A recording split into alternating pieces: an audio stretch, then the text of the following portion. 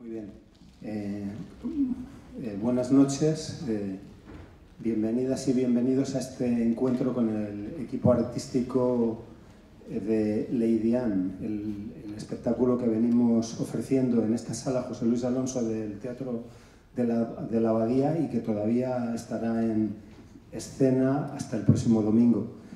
No es casualidad que en esta sala se hayan representado sucesivamente dos obras que parten del mundo de la imaginación del gran William Shakespeare, pero que atiendan en esas obras no a sus protagonistas, sino a personajes femeninos y experiencias femeninas, y que las miradas desde que se han construido esos espectáculos sean miradas de mujer.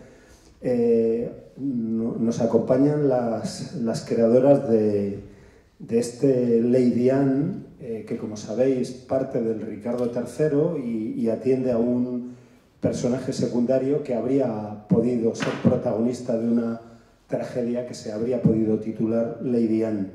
Bueno, las responsables máximas de este espectáculo, no únicas, pero sí mayores de este espectáculo, son Elisabeth Gelabert, que está a mi izquierda, Inma Nieto, que está a la suya. Ambas han formado una compañía a la que deseamos larga vida y a la que auguramos larga vida y muchos éxitos, que se llama Las Hijas de Eva. Estamos a punto de cumplir 30 años en Teatro de la Abadía y pensamos que uno de los capitales más importantes de Teatro de la Abadía es la gente que se ha formado aquí.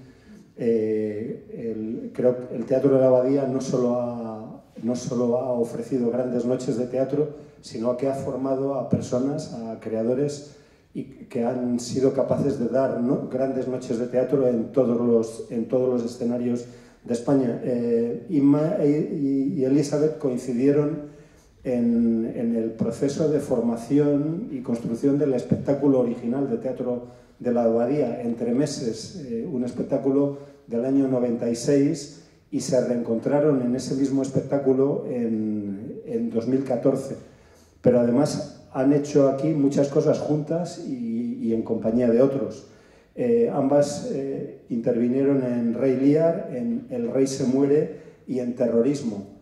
Además, Elisabeth Gelabert trabajó en Baraja del Rey Don Pedro, en Mesías, en El Mercader de Venecia, en Argelino, Servidor de dos amos, en Veraneantes y en Maridos y Mujeres. Mientras que Inma Nieto ha trabajado en Comedia sin título, en El Principito y en Celestina.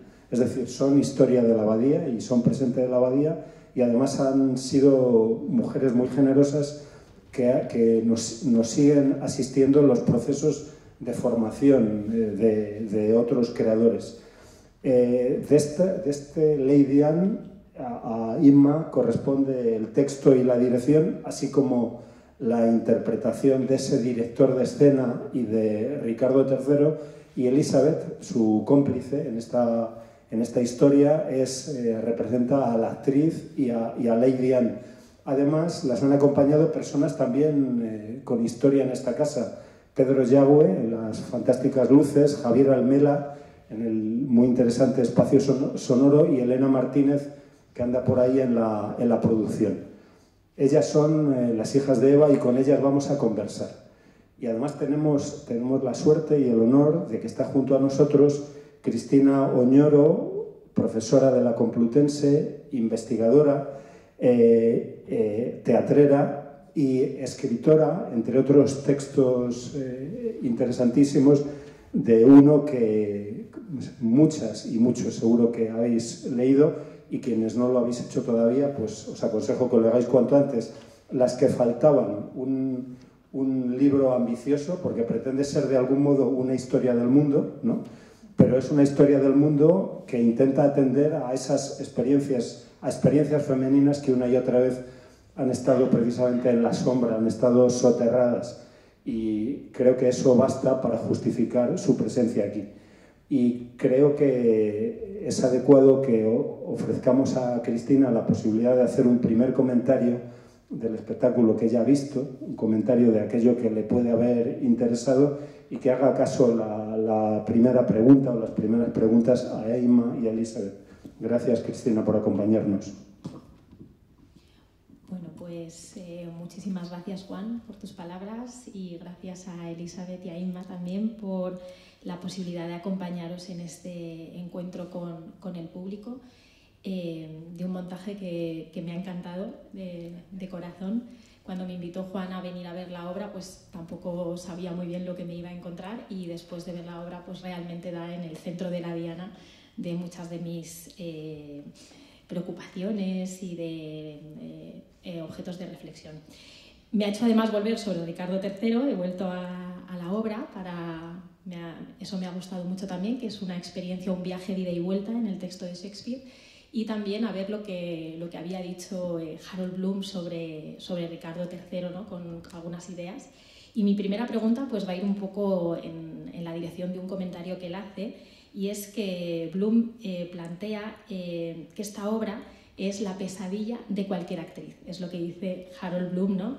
A propósito del Ricardo III. Es la pesadilla de cualquier actriz porque, según él, solo a partir de Julieta realmente hay personajes femeninos que pueden ser representados. Hasta ese momento las actrices solo pueden declamar, ¿no? Entonces, claro, la escena, ¿no?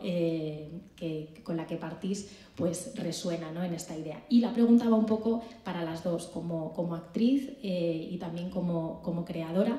¿De dónde surge la propuesta? ¿Cómo volver a esta obra, que es al mismo tiempo una pesadilla, como bien habéis visto, pero al mismo tiempo es un gran homenaje al texto de Shakespeare y al personaje de Lady Anne?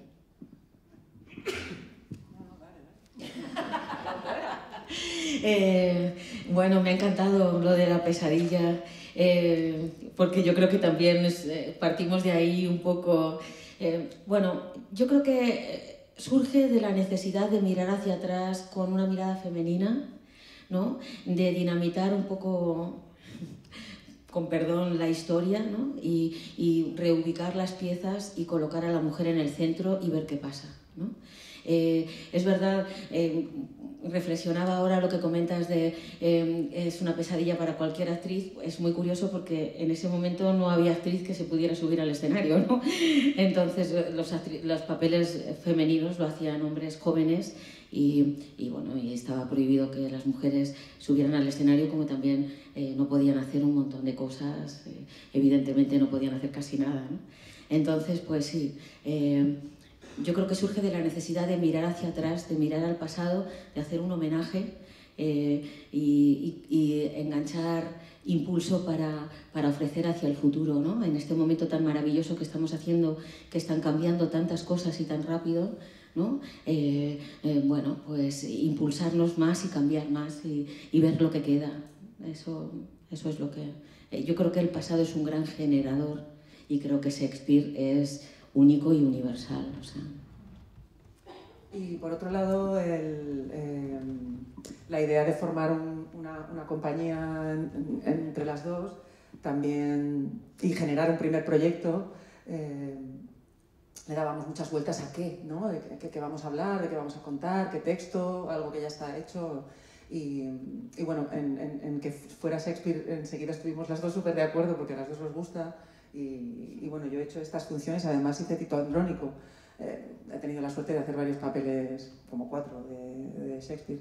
Y entonces vamos a afrontar un texto que es un poco lo que mejor sabemos hacer, ¿no? Aquí hemos representado grandes textos, es un poco nuestra experiencia, ¿no? Era nuestro bagaje.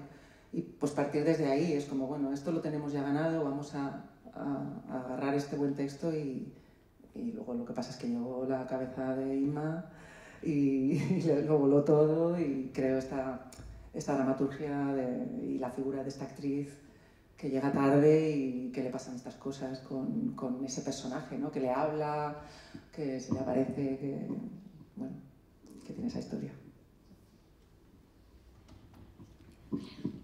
Sí, porque esta es otra de las preguntas que tenía. Al final, Ricardo III, en general, es también una obra sobre el teatro, ¿no? Es lo que dice Bloom también, como que de alguna manera él, por primera vez en el teatro, busca una complicidad con el espectador en su maldad, ¿no? Como personaje villano, que busca una relación en la forma en la que se dirige también. Y la obra vuestra también trata sobre eso, ¿no? Sobre ese consentimiento, sobre esa aceptación y sobre todo sobre cómo el teatro también se puede convertir en un escenario del sadomasoquismo, ¿no? Es decir, toda obra de teatro, dice Bloom, en el fondo toda tragedia, más que toda obra de teatro, pues nos convierte un poco en sadomasoquistas, ¿no? Porque vamos al teatro a ver cómo otros sufren, ¿no? Entonces, ¿cómo también habéis querido aprovechar esta obra o esta perspectiva para hablar de las mujeres, efectivamente poniendo a esa mirada femenina, pero también para hablar sobre la profesión, sobre el teatro? Y bueno, la verdad que todos los que hemos hecho teatro, sobre todo hace algunas décadas ya, cuando llegas a tus primeras clases de teatro con 14, 15 años, como me pasó a mí, reconoces muchos de ese lenguaje, ¿no? Que se representa de forma tan dura, esas dinámicas, ¿no? Que hoy llamaríamos tóxicas, ¿no? En la propia... Entonces, bueno, ¿cómo has aprovechado también y habéis aprovechado para hablar sobre la propia profesión y sobre ese placer un poco sadomasoquista que está en el Ricardo III? Bueno, es que realmente la profesión de actriz es un poco de sadomasoquismo, ¿no? Sobre todo cuando estás empezando. Los ensayos son muchas veces una pesadilla, realmente, ¿no? Todos los que nos dedicamos a esto hemos vivido ensayos que luego, como en esta película de Casabés de Opening Night, ¿no? Luego de repente brindas cuando ya has estrenado y no ha pasado nada, y mientras te aparece una mujer que te quiere asesinar, te das con un espejo, ¿no? Atropellas a alguien. El proceso creativo creo que tiene esto, se sufre, es así, ¿no? Por más que lo intentemos y meditamos y hacemos yoga y intentamos, ¿no? hacer algo con nosotros mismos, es un proceso muy doloroso y muchas veces pero queremos hacerlo, ¿no? Entonces está ese sadismo ahí. Y luego la figura de los directores, por el poder... No lo sigo. No. De eso hablaremos más tarde. Pero luego es verdad que la figura de los directores, por el hecho de que ellos tienen el poder de decisión de muchísimas cosas y la responsabilidad también, bueno, pues en ocasiones y en ocasiones nefastas, como por ejemplo abusos sexuales, como acabamos de ver que se han denunciado hace nada en Madrid y tal, pues ha estado ahí, ha estado presente en nuestras carreras y ha estado siempre. Y bueno, pues es un buen tema del que hablar y del que bueno, luego ficcionar, ¿no? Pero realmente ejercer ese poder, bueno, es una figura que puede abusar de él y generar estas cosas. Sí, es como... yo hablaba con un director con un director conocido que no voy a decir, y es verdad que es una figura controvertida, que puede, bueno, y él me decía, yo llego a un ensayo y digo a una actriz o a un actor, ¿cómo estás? Y a partir de esa pregunta se genera toda una serie de pensamientos de ¿por qué me ha preguntado cómo estoy? ¿Será que no me ve bien? Y entonces, claro, entonces ya simplemente, aunque no haya nada, ya hay, porque es una figura espejo en la que, bueno, nos miramos, queremos agradar, queremos gustar, queremos ser los elegidos, muchísimas cosas, ¿no? Entonces, a mí me apetecía ponerla delante porque, bueno, es una figura que conocemos mucho por nuestra profesión, ¿no? Y luego, lo que tú comentabas de Ricardo III, es verdad, a mí me fascina la función, porque es que Shakespeare le da todas las armas a Ricardo, incluso la complicidad del público, ¿no? Bueno, sus parlamentos tienen una belleza, tienen todo se lo otorga, ¿no? Todo se lo otorga, incluso, bueno, pues eso de que es encorvado, incluso eso funciona, ¿no? Todo se lo otorga. Entonces, me invitó a una reflexión bastante profunda sobre eso. Y bueno, y también, bueno, a la aventura de modificarlo y decir, bueno, me gustaría que el público empatizara con ella, ¿no? Y a partir de ahí fue el generador de dar la vuelta, ¿no? Harold Bloom también decía una frase maravillosa que decía, cuando leo a Shakespeare, poco a poco me voy dando cuenta que Shakespeare me está leyendo a mí. Y a mí eso también me pasa muchísimo con Ricardo III, ¿no? Que de repente, bueno, habla de las grandes pasiones y de los grandes, ¿no? Es una reflexión sobre el poder bastante profunda a la que invita, ¿no?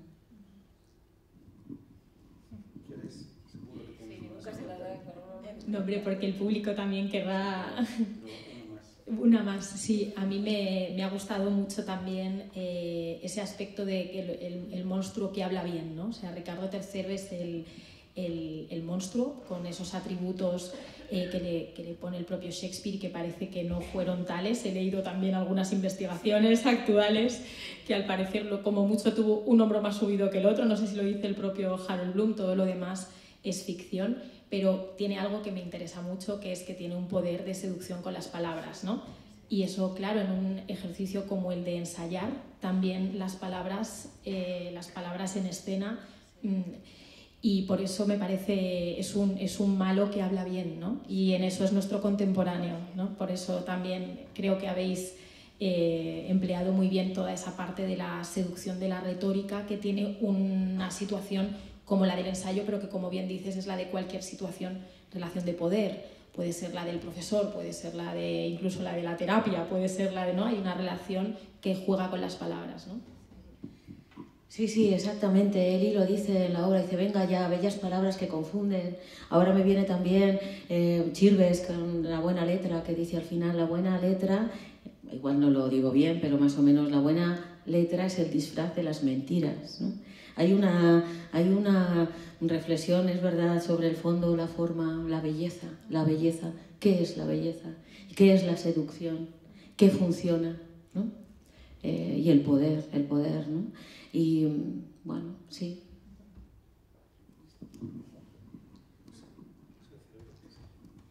Bueno, sí, que todo esto pues ha dado lugar en ese espectáculo a la gran revancha, ¿no? Que creo que es como la almendra de este espectáculo, ¿no? Esa revancha tanto de Anne al final como de la actriz, ¿no? Es como, ya está, ¿no? Basta.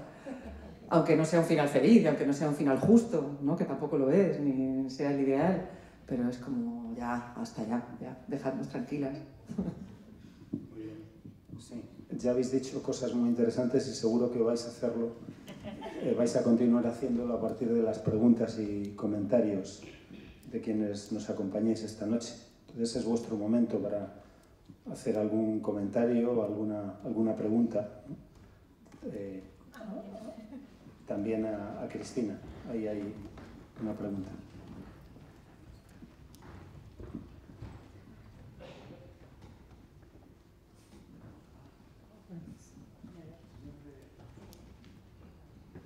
Bueno, hola, muchas gracias por la función tan estupenda que nos habéis ofrecido. Yo mi pregunta es, porque claro, yo el referente más inmediato que tengo ahora mismo de Ricardo III es El año de Ricardo de Angélica Líder. Y sobre todo, que es básicamente pues eso, una función donde de nuevo el personaje de Ricardo gana en cierto sentido, pero sobre todo pierde, ¿no? Porque se caricaturiza mucho y es como... sí, es una cosa ya muy grotesca, ¿no? Que aunque tenga todo, incluso el encanto de la palabra en cierta medida se ha perdido. Y mi pregunta es como, ¿hasta qué punto creéis vosotras como creadoras, ¿no? Y como que precisamente habéis puesto como primera creación a Ricardo dialogando con Leidian, ¿hasta qué punto creéis que hoy en escena Ricardo, si bien es cierto que tiene inevitablemente todo el poder de seducción, precisamente ahora porque la voz de Leidian se puede escuchar más, precisamente porque quizá la seducción de la palabra, de tanto usarse, ya no puede esconder más la mentira que está tapando? ¿Hasta qué punto creéis que Ricardo está hoy más cerca y tiende más a una cosa más grotesca, a una cosa mucho más descreída? Porque hasta qué punto, o sea, ¿cuán poderoso es hoy, o puede serlo, Ricardo III en el siglo XXI con las democracias que tenemos, ¿no? Basadas en esta cosa tan espectacular y tan teatral que tenemos hoy en día? Bueno, yo creo que lo hace especial al final Shakespeare no solamente es su forma, es que es su fondo. Y entonces es ese fondo el que lo sigue haciendo especial, y siempre creo que va a depender de la interpretación que tenga que haga el director o el autor que hace una versión, y de la sensibilidad del actor, de la propuesta que hagan, porque yo creo que ahí también es donde sigue enganchándote, cuando lo lees y cuando lo ves representado, no sé, hemos visto algunos, mientras preparábamos esta función, hemos visto algunas piezas, yo que sé, en vídeo, que son alucinantes, de hace nada, del año pasado, y te sigues enganchando con ese personaje porque además es un villano, y los villanos seguirán siempre fascinándonos, ¿no? No sé. Bueno, solo quiero decir que a mí, no me voy a meter ahora en política aquí ahora ni nada, pero se me ocurren un par de personas que podrían ser referentes de Ricardo III, ¿no? Sí, por lo menos uno claramente. Nada más.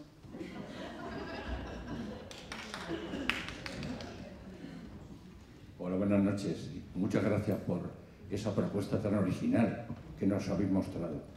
Habéis hablado del poder. Claro, el poder, fíjate ya desde en esa época de Shakespeare, que las mujeres ahí no pintabais nada. Habéis seguido el transcurso y yo me quiero centrar un poquito en la faceta que has mostrado, Inma, del director. Porque ha sido un poco... Sí, un poquito así, Y como Juan Mayorga, que está al lado, también ha dirigido algunas de sus obras, ¿no? ¿Por qué has llevado...? Y claro, habéis hablado también del poder del director en escena, dirigiendo a vosotras, a las actrices, ¿no? Entonces, ¿por qué has querido mostrar esa faceta del director así tan dura? Vamos a dejarlo así. También es verdad que la actriz no te lo ponía nada fácil. Eso es lo que quería decir. Bueno, sí, pero no es excusa. Pero eso no es excusa. Y luego, y otra pregunta, Inma. ¿Por qué el agradecimiento al Centro Cultural Sara Montiel? ¿Que eres mi nombre? Vale, pues empezamos por ahí. El agradecimiento al Centro Cultural Sara Montiel es porque estuvimos ensayando allí el montaje.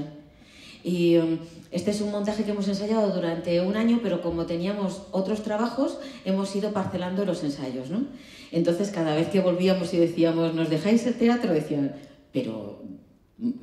¿para qué? Si ya habéis ensayado aquí. Y ya estás ahí.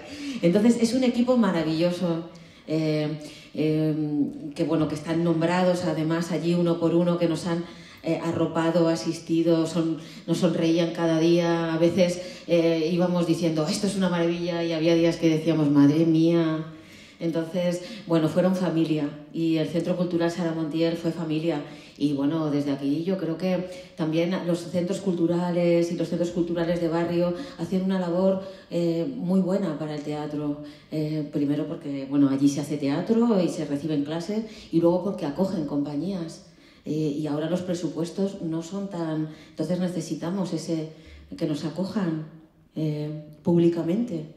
Entonces, eso es el homenaje al Centro Cultural. Sí, pero habla del director. Habla del director.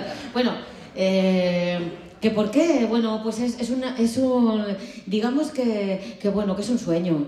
O sea, yo le di muchas vueltas, pero me apareció eso. También, bueno, ha dado referencias Eli, pero yo también recuerdo a Romy Schneider, ¿cómo se llama? Lo importante es amar, la primera escena que tiene con una directora que le empieza a dar caña, ¿no? Y ella al final le dice, cuando le están mirando, por favor, no me miren así, yo sé hacer otra cosa, ¿no? Y es una mujer maravillosa, ¿no? Entonces, pues bueno, digamos que yo como actriz, pues yo también he tenido mis fantasías, o sea, y entonces, pues claro, a mí, por suerte, llevo 30 años en esto, y por suerte he trabajado todos los años de mi vida, o sea, de esos 30, por suerte. Entonces, pues bueno, también tengo grandes amigos como directores, pero también hay algún director en el que en un momento dado, un día he dicho, por favor, es que no puedo más. O sea, me lo cargaba. Y directoras también. Y directoras también. Y directoras también. Y directoras también, por supuesto, ¿no? No es género, ¿no? Es una relación difícil. Y ahora yo que también la ejerzo, también me doy cuenta lo difícil que es, ¿no? Porque a veces no sabes comunicarte y dices una cosa pensando ayudar y estás sumando, y ves como la otra persona no estás ayudando, sino que además se está bloqueando, y ves como, y no hablo de Eli, porque yo también he hecho procesos creativos, he trabajado, he dirigido muestras, he dirigido otras cosas, ¿no? Entonces, es una figura bastante controvertida y para mí también es un sueño. Y vamos a decir, ¿quién de aquí no se ha querido cargar a su jefe alguna vez? Aunque no sea director, ¿no? Y luego le ama, ¿sabes? Y sabe que es imprescindible, ¿no? Pero es una figura para jugar. Y en el teatro, como dice Eli, en el teatro, bueno, podemos saltar sin red, no va a pasar nada. No va a pasar nada, ¿no? Por eso.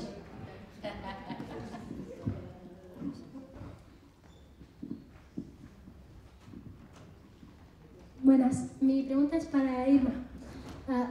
Sobre la obra, ¿la directora en verdad estaba interesada románticamente en la chica o solo era una excusa para quitarle la alma? ¿Cómo? Repítemelo, por favor. Mi duda es, ¿la directora en verdad estaba interesada en la chica o solo le quería quitar el alma y era una excusa? Ah, que si yo estoy interesada en la chica, la directora. Sí. Un poco sí. ¿Quién no está interesada en Eli? ¿Quién no se interesa por Eli? Es una mujer maravillosa. Yo cuando sale Eli al escenario, digo, ya no necesitamos nada más. Ya sale Eli y ya está. Entonces sí, un poco sí. Sí, es verdad. Hay una relación tóxica, pero no es solamente de venganza y odio, para nada. No. Es que eso se da mucho en los ensayos. Igual luego, lo mismo, estrenas y se acabó. Cada uno vuelve a su vida, cada uno vuelve a su casa. El director o la directora con su familia, el actor o la actriz igual, pero se crean unas relaciones, hay unas dinámicas, bueno, es un proceso muy particular, muy íntimo, compartes. Es que, claro, tú dices que no se lo pongo fácil, pero vamos a ver, a cada uno en el trabajo le critican por alguna habilidad, ¿no? Una que haces. Pero es que nosotros somos nuestro cuerpo, o sea, ponemos ahí, no tenemos ningún escudo. Es todo, es tu voz, es tu piel, es la manera que te mueves, es tu pensamiento. Cuando te critican de esa forma, es que no tienes dónde meterte, te quieres disolver. También he tenido directores y directoras maravillosas, ¿eh? Eso... Pues si hay alguno aquí que me vaya a contratar para el año que viene, soy una mujer...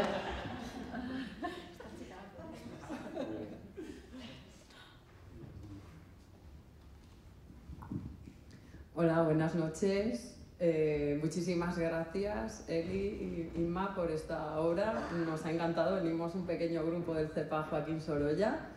Y bueno, no me esperaba ver a Juan también. Entonces, gracias por estar aquí porque te hemos puesto nuestro próximo club de lectura. Y bueno, y Cristina también sabe que soy fan de ella. Y bueno, que ha sido súper interesante la obra, y estaba pensando en la teoría de Chekhov de que siempre que se saca un arma hay que utilizarla, pero lo he pensado a posteriori, porque mientras estaba tan hipnotizada con la obra que no he pensado que ese revólver se iba a disparar. Entonces mi duda era, ¿teníais claro desde el primer momento el tema del revólver y utilizarlo y nada, que había que dar muerte a la directora? Bueno, a Ricardo III, ¿a quién matabais realmente? A Ricardo III, a la directora, a los dos. Matamos la historia de alguna manera, ¿no? Pero sí, desde el principio, de hecho, nos intentaron quitar la idea, ¿verdad, Eli? Nos decían, bueno, un tiro, se da un tiro desde cabina, no, porque eso es muy complicado, bueno. Y nosotros, la pistola. Y entonces Eli, que es una mujer maravillosa de estas de armas tomar, dijo, voy a conseguir la pistola. Y además hoy en día es muy complicado conseguir una pistola. Antes con un DNI ya tenías una de fogueo, evidentemente, pero ahora es un papeleo y tardan un montón en darte la licencia y tal, y nos ha costado mucho, así que la disparo con un gusto. Y la limpia en el camerino, que a mí me parece fascinante. Yo la miro y digo, ¡guau! O sea, se desmonta la pistola y la empieza a limpiar con un cuidado. Sí, la limpio, pero luego no la podía montar. Hemos tenido un momento con Carla, que es nuestra ayudante de dirección, que quedaban 2 horas y le digo, bueno, Carla, busca una armería, por favor, date prisa. ¿A cuánto está? Nada, vete, coge un taxi, vamos a la armería. A que nos la monten, pero bueno, al final lo hemos conseguido, ¿verdad? ¿Vais a viajar a Valencia? Ojalá. A ver si lo conseguís. Que tengo familia allí, os voy a recomendar a mucha gente. Ay, genial, gracias. Sí, gracias. Que hay una pregunta más.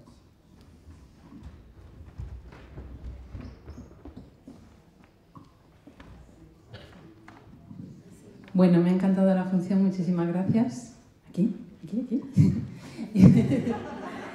Hemos hablado de lo malos que son los directores, algunos o algunas, y qué pasa con los actores o las actrices que también a veces tienen esa fama de inestables, caprichosos, frágiles emocionalmente, y que se ve muy bien en el personaje de la actriz, ¿no? Que yo me quedo con muchas ganas de saber más qué le pasa, quién es, qué le pasa, de dónde viene, qué tiene detrás, ¿no? Entonces un poco también, no sé si habéis querido reflejar también eso, la fragilidad del actor, de la actriz ante un nuevo proyecto, el vaciarse, el estar todo el día pensando en el personaje, el dejar de ser tú para ser el personaje y cómo eso te afecta y te transforma. Eso la pregunta sería. Y luego la pregunta de risa, cuando tú preguntas, Elizabeth, ¿qué haríais vosotros? ¿Alguna vez te han contestado alguien del público? Todavía no, pero se ven miradas, se ven muchas miradas que cuentan mucho, sí. Todavía no me ha contestado nadie. No. Antes de que conteste Eli con lo de la actriz, yo quería decir que esa es la otra pieza para que la relación con el director sea complicada. Es la naturaleza de los actores, ¿no? Que yo creo que, bueno, que en este momento le tiene que contestar. Sí. Bueno, lo hablábamos antes, ¿no? De una cosa, el proceso ya de por sí es complicado, es torturado, además que cada uno es diferente, nunca sabes qué tienes que dar en una función nueva, ¿no? Ni vas a saber, y todos al final acabamos sacando el síndrome del impostor y todos pensamos que ya está. Esta es la función en la que por fin se va a saber que soy malísima y ya nunca más voy a volver a trabajar y no me van a volver a llamar nunca, y siempre te pasa uno tras otro, ¿no? Y yo también llevo 30 años trabajando, pero me sigue pasando, y ahora sigo pensando, Inma ya no me va a querer, hoy salgo, digo, ya no me va a querer llamar nunca más, porque hoy lo he hecho fatal este momento, porque hoy no estoy... Somos así. A veces somos insoportables, y yo lo entiendo, pero lo maravilloso de haber estado con Inma es que ella también es actriz, y además también actúa aquí, que no se puede olvidar tampoco, no, es que ahora tengo el papel de directora, no, ella también sale a escena todos los días, y entonces tiene una mirada mucho más comprensiva y compasiva hacia mí. Pero yo lo entiendo. Nosotras además somos muy amigas y es complicado, ¿verdad, Inma? Sí, yo creo que es que la creación no es fácil.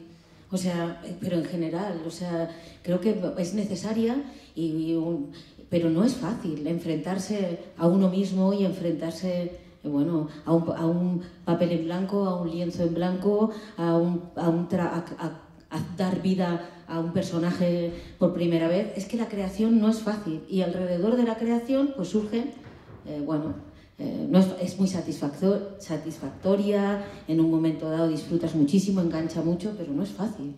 No es fácil, a veces hay que ir a buscar ahí, como diría Eusebio Calonge, a un lugar entre la vida y la muerte, ahí a una oscuridad, hay que buscar ahí, y eso no es fácil. Entonces, por eso se crean esas dinámicas, no porque los directores sean malísimos y las actrices no sé cuál, sino porque es que la creación... Y encontrar el equilibrio y la cordura también es complicado, porque si no mostramos nuestra vulnerabilidad al director cuando no sabemos todavía hacerlo, cuando no tenemos nuestras herramientas, porque cuando uno pasa, al final esto no es como en televisión, que bueno, te has estudiado tu papel en casa, llegas y lo haces y repites o tal, y tienes varios planos. Esto estamos semanas ensayando, ¿no? Pero desde el primer día tienes que aparecer ahí con todo disponible, y necesitas esa fragilidad, porque si no, no seríamos capaces de empaparnos del material, de las exigencias del director, de tu propia inspiración. Entonces, lidiar con eso es un llevarse equilibrio esa fragilidad a casa complicado. a veces no es fácil. Sí. Quiero invitar a Cristina a hacer una pregunta antes de que nos vayamos. ¿Sí? Muy bien, pues como hemos citado mucho a Bloom, vamos a citar también alguna mujer, alguna lectora de Shakespeare, y a mí hay un texto de Hélène Cixous, la feminista, que me encanta, sobre Antonio y Cleopatra, donde dice, bueno, es una lectura feminista y además muy, muy pionera en La risa de Medusa, donde ella señala algo que os quiero preguntar si estáis de acuerdo, ¿no? Y es que Shakespeare fue capaz, ella está hablando de Antonio y Cleopatra, de crear el personaje bueno, una mirada totalmente misógina, la devora hombres, ¿no? O sea, pero al mismo tiempo la altura de su genio, ¿no? Es capaz de darnos las herramientas, el propio texto, para subvertirlo. Es decir, es un poco lo que me ha gustado mucho de vuestra propuesta, ¿no? Yo quiero seguir viendo a Ricardo III, pero con estas miradas nuevas, ¿no? Con estas herramientas que nos da el propio texto para darle la vuelta, como decías tú, ¿no? Por cierto, me ha encantado lo de la pistola, porque digo, esto es como en Shakespeare, que le encantan las espadas, ¿no? Y cuando aparece espada es que hay sexo, ¿no? Entonces, cuando sale la pistola me ha gustado mucho, y la salida del teatro fabulosa también. Yo creo que sí que es un final muy liberador. Pero bueno, volviendo al asunto de si os ha resultado fácil, en eso también el propio Shakespeare es generoso, en el sentido de que nos da en el propio texto las herramientas para subvertirlo y para darle una vuelta. Bueno, Juan dijo cuando en la rueda de prensa que de una obra de Shakespeare se podían sacar un montón, y yo me fui con eso y di vueltas y dije, es que es verdad. Hilando ese pensamiento, luego pensé, ¡joba! Es que un genio ¿sabe realmente lo que está escribiendo? O sea, mi pregunta es, ¿Shakespeare sabía realmente que él estaba ofreciendo la posibilidad de invertir o no? Posiblemente sí, ¿no? ¿Cuánto funciona el consciente y cuánto el inconsciente? No lo sé. ¿Sabemos lo que estamos pintando, lo que estamos haciendo globalmente, enteramente? No puedo hacer otra cosa que hacerme esta pregunta y unirla a la tuya, ¿no? Esta reflexión. Sí, muchas gracias. Tenemos que ir cerrando, entre otras cosas, porque Inma y Elizabeth nos han ofrecido esta generosa conversación después de haber estado más de una hora en escena. Shakespeare es inagotable, y cada una de sus obras podría desarrollarse en fractales, y no hay personaje secundario del que no podríamos hacer con el que no podríamos imaginar una gran tragedia o una gran comedia. Por cierto, hoy ha fallecido la gran narradora canadiense Alice Munro, y os llamo la atención sobre un libro maravilloso que seguro algunos habéis leído, Runaway, que en ese conjunto de relatos las comedias de gemelos de Shakespeare tienen alguna importancia.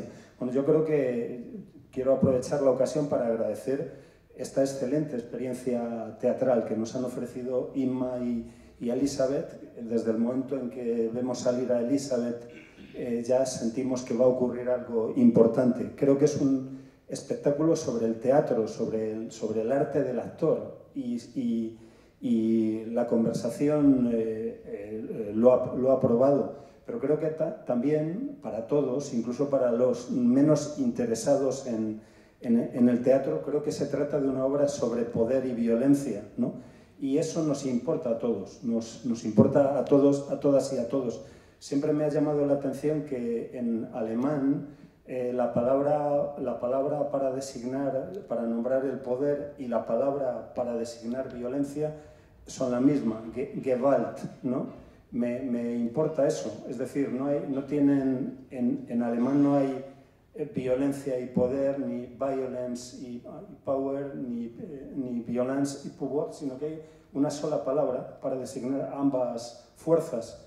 Me parece que hay algo en el genio de la lengua alemana que nos dice, o así quiero pensarlo, que allá donde hay poder hay violencia, porque es muy difícil que alguien tenga poder, que un ser humano tenga poder y no lo ejerza, y sin duda esta es una situación extraordinariamente cargada. Y qué interesante el hecho de que ellas hayan de algún modo lanzado una mirada microscópica sobre una escena y nos hayan mostrado que en esa escena hay tanto. Bueno, se ha hablado mucho del mal uso del poder de los directores, y mucha razón tenéis, ¿no? Mucha razón tenéis. Pero yo quiero recordar dos anécdotas sobre actores. No son dos anécdotas, son dos cosas que contaban. Aquello decía Alfred Hitchcock de que había dos cosas con las que él no podía, ¿no? que era trabajar con niños y con Charles Lawton, ¿no? Pero quizás mejor aquello que decía Billy Wilder cuando le preguntaban que por qué trabajaba con Marilyn Monroe. Dice, pero si es caprichosa, impuntual, no se sabe, no tiene estudiado el papel, y decía Billy Wilder, mi tía Mildred, que vive en Viena, es muy puntual, es extremadamente respetuosa, se traería el papel siempre memorizado, pero ¿quién quiere ver a mi tía Mildred? ¿No? Y bueno, este es un juego interesante en el que, por supuesto, es muy importante que quien trabaja, que quien tiene el poder, ¿no?, lo ejerza con amor, y lo ejerza con amor finalmente al otro y a los otros, ¿no? Y la pregunta es, ¿estáis pensando ya en un próximo trabajo para Hijas de Eva? Pues, ¿queréis contárnoslo? Perdón, pero quiero decir que es verdad que en el proceso Inma ha sido impecablemente amable y impecablemente ha ejercido ese poder muy bien, porque yo me he sentido como una niña asustada, y al final a un niño asustado le tienes que dar amor, le tienes que dar cariño, le tienes que tranquilizar para que, bueno, pues para que saque lo mejor, para que se suelte, y ella ha hecho eso conmigo.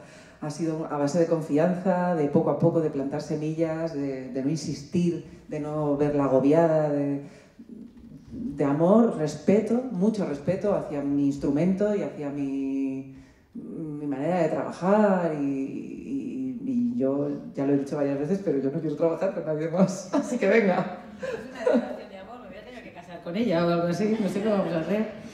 Sí, pues claro, la verdad es que sí que tenemos ideas para el próximo proyecto. Queremos hacer Medea, que también me rondaba desde hace mucho tiempo. Pues entonces nada, ahí ojalá podamos traer vuestra Medea a Teatro de la Abadía, ¿no? ¿Estás grabando, sí, Eli? Sí. Está siendo grabado. Vale. Sí. Cristina, Inma, Elizabeth, ha sido un placer este encuentro y todo lo que nos venís entregando, y gracias a todas y a todos por acompañarnos, y recordad que la Abadía siempre os está esperando. Gracias.